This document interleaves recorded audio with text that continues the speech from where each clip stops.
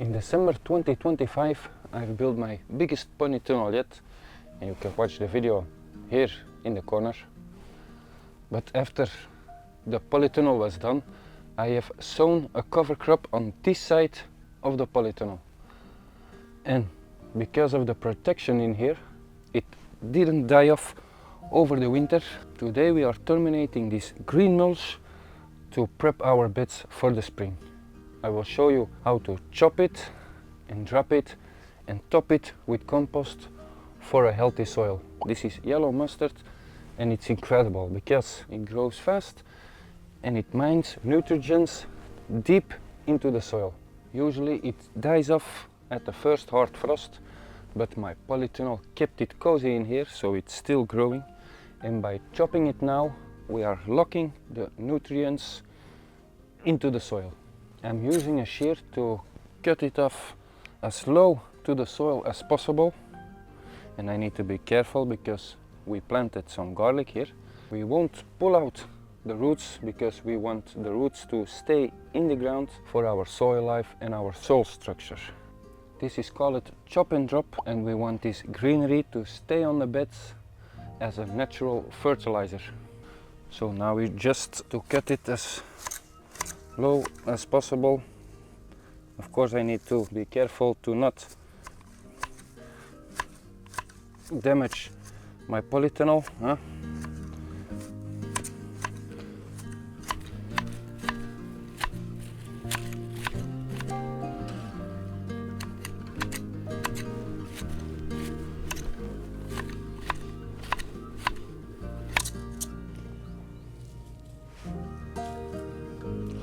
So, and after chopping all of these mustards, this cover crop, it's time to seal the deal, and I will put a layer of compost over it. Before I will put over the layer, I will make it wet, and afterwards we will put a layer of compost over our cover crop.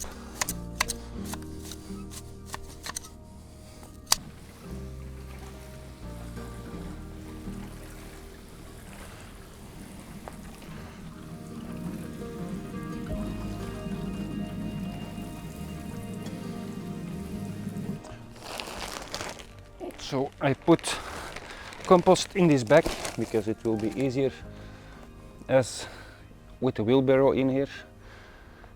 But yeah, now I will put on a thick layer of compost to kill off these greens, and yeah, the moisture will help to decompose it and make our soil rich. So we will put on a thick layer of compost.